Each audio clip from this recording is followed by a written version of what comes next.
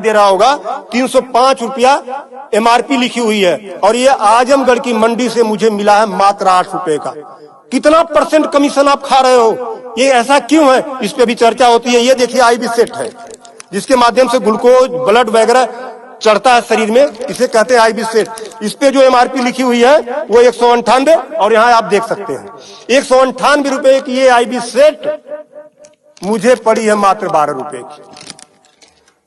फिस्टर we go set लगाने के बाद जो उस पर टेप लगाया जाता है यह मुझे पड़ी है 6 से 7 रुपए की और इस पे एमआरपी 71 रुपया 50 पैसा। यहां भी आप देख सकते हैं। मैं इसलिए आपके बीच आया हूं। इसी प्रकार से बहुत सारे हजारों 2-3 हजार दवाएं ऐसी हैं जो 100 रुपए की दवा है 3000 की बिकती है। बाइकिल धागा जब आपका ऑपरेशन होता है जिससे आपका सिला जाता है वह 150 रुपए का आता है, उसकी एमआरपी 1045 रुपया आप यहां देख सकते हैं। उसी प्रकार से लंग एक्सरसाइजर 150 रुपए का आता है जिसका प्रिंट रेट है 690 रुपया। बुखार में जो पैरासीटामॉल की जो बोतल आती छोटी सी वह 50 रुपए की आती है और उसकी एमआरपी यहां आप देखें एमआरपी 522 रुपया है। कमर की बेल्ट जो 100 रुपए की आती है उसे 500, 600, 700 रुपया प्रिंट।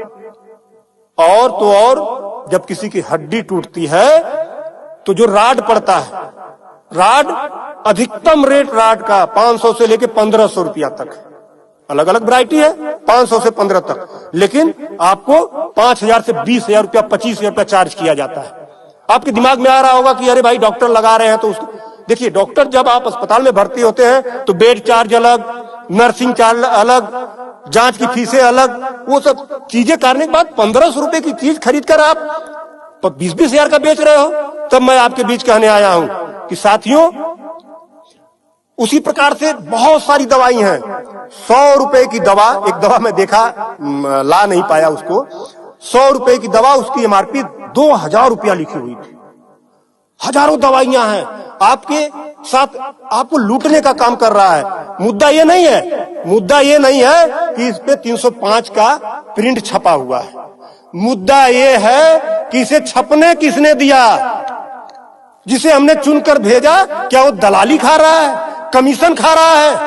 8 रुपए की चीज 305 रुपए का प्रिंट वो छपने क्यों दे रहा है? ये चोरी से थोड़ा ना बिक रही है, खुलेआम बिक रही है।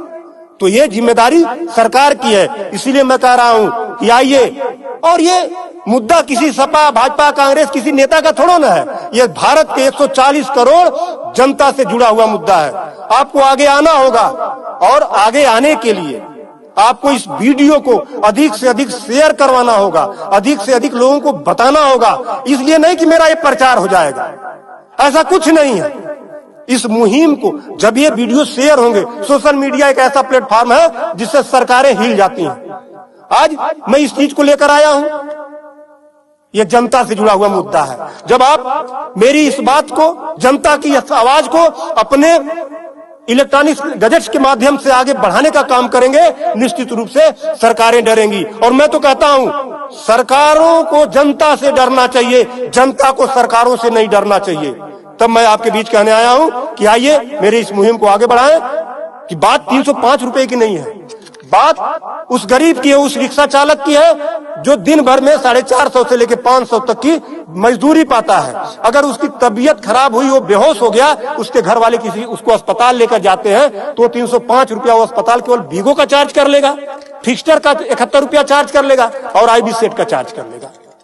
ये सब मिला के 600-700 रुपया हो गया। यानी उसकी 1.5 दिन की दिहाड़ी में अभी तो ग्लूकोज लगा ही नहीं, दवा कोई उसने खाया ही नहीं, बेड का चार्ज हमने बताया नहीं, अस्पताल का चार्ज हमने बताया नहीं।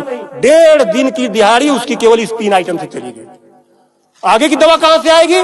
तब उसका बाप खेत बेचेगा, उसकी बीबी गहना बेचेगी। इस तरह का लूट खसोट। और मैं तो कहता हूं शर्म करो ऐसा करने वाले लोगों। 8 रुपए की चीज 305 की बेचते हो। आज आपके अस्पताल में अगर जो दाई है उसका वेतन 7,000 है, यानी प्रत्येक दिन 210 रुपया। अगर उसकी तबीयत खराब हुई, वो आप ही के अस्पताल में भर्ती होती है तो उसकी 3 दिन की दिहाड़ी केवल इन 3 चीजों की लग जाती है। कुछ तो शर्म करो, कुछ तो सोचो। स्वास्थ्य, शिक्षा, सेवा का क्षेत्र है, लेकिन आपने इसे लूट का अड्डा बना दिया है।